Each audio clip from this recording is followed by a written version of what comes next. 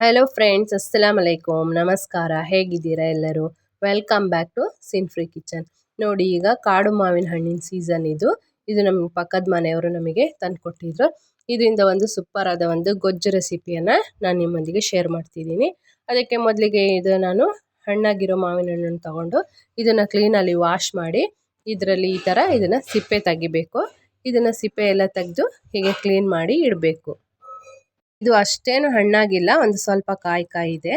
ಈಗ ಇದಕ್ಕೆ ನಾವು ಒಂದು ಮಸಾಲೆ ರೆಡಿ ಮಾಡೋಣ. ಮಸಾಲೆಗೆ ಮಿಕ್ಸಿ ಜಾರ್ ತಗೊಂಡು ಇದಕ್ಕೆ ಒಂದು 5ರಿಂದ 6 ಹೆಸರು ಬೆಳ್ಳುಳ್ಳಿನ ಹಾಕಿ ಇದಕ್ಕೇನೆ ಒಂದು 3 ಸ್ಪೂನು ಅಚ್ಚ ಖಾರದ ಪುಡಿನ ಹಾಕಬೇಕು.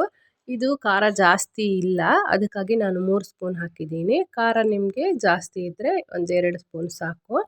ಹಾಕಿ ಇದಕ್ಕೇನೆ 1 ಸ್ಪೂನ್ ಆಗುವಷ್ಟು ಅರಿಶಿಣದ ಪುಡಿ ಮತ್ತು 1 ಸ್ಪೂನ್ ಆಗುವಷ್ಟು ಧನಿಯಾ ಕಾಳನ್ನು ಹಾಕಬೇಕು. ಧನಿಯಾ ಪೌಡ್ರ್ ಇದ್ದರೆ ಪೌಡ್ರನ್ನ ಬೇಕಾದರೆ ಹಾಕ್ಬೋದು. ಹಾಕಿ ಇದನ್ನು ಒಂದು ಸತಿ ತರಿಯಾಗಿ ಗ್ರೈಂಡ್ ಮಾಡಬೇಕು ನೀರು ಹಾಕ್ತಿದ್ದಂಗೆ.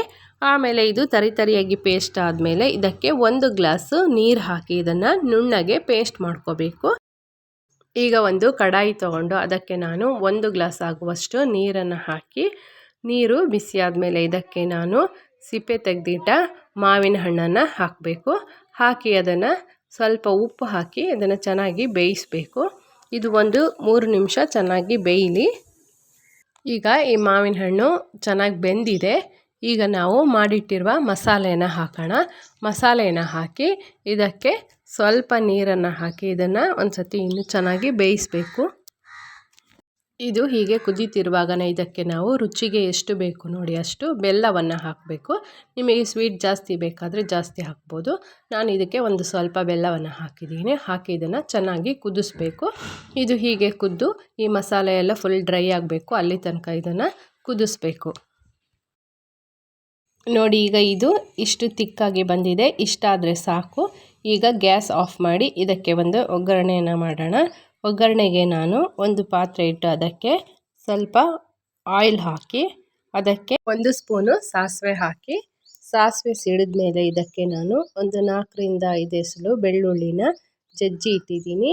ಈ ಬೆಳ್ಳುಳ್ಳಿನ ಹಾಕಿ ಇದು ಸ್ವಲ್ಪ ಬ್ರೌನ್ ಕಲರ್ ಆಗುವಾಗ ಇದಕ್ಕೆ ನಾನು ಕರಿಬೇವು ಸೊಪ್ಪನ್ನು ಹಾಕಿ ಚೆನ್ನಾಗಿ ಮಿಕ್ಸ್ ಮಾಡಿ ಅದನ್ನು ನಾನು ಬೇಯಿಸಿಟ್ಟ ಈ ಮಸಾಲೆಗೆ ಹಾಕಿದ್ರೆ ಬಿಸಿ ಬಿಸಿಯಾದ ಮಾವಿನಕಾಯಿ ಗೊಜ್ಜು ರೆಡಿಯಾಗುತ್ತೆ. ಇದು ಅನ್ನದ ಜೊತೆಗೆ ಕಲಿಸ್ಕೊಂಡು ತಿನ್ನೋಕ್ಕೆ ಸೂಪರಾಗಿರುತ್ತೆ. ಹುಳಿ, ಸಿಹಿ, ಖಾರ ಎಲ್ಲ ಮಿಕ್ಸಾಗಿ ತುಂಬ ಸೂಪರಾಗಿರುತ್ತೆ. ಫ್ರೆಂಡ್ಸ್, ನೀವು ಒಂದು ಸತಿ ಟ್ರೈ ಮಾಡಿ ನೋಡಿ. ತುಂಬ ಸೂಪರಾಗಿ ತುಂಬ ಈಸಿಯಾಗಿ ಮಾಡ್ಬೋದು. ಫ್ರೆಂಡ್ಸ್, ಈ ವಿಡಿಯೋ ಇಷ್ಟ ಆದರೆ ಲೈಕ್ ಮಾಡಿ, ಶೇರ್ ಮಾಡಿ, ಕಮೆಂಟ್ ಮಾಡಿ. ಹೊಸದಾಗಿ ವಿಡಿಯೋ ನೋಡುವವರು ಪ್ಲೀಸ್ ಸಬ್ಸ್ಕ್ರೈಬ್ ಮಾಡಿ. ಸಿನ್-ಫ್ರೀ ಕಿಚನ್ಗೆ ಸಪೋರ್ಟ್ ಮಾಡಿ. See you on next video. Bye.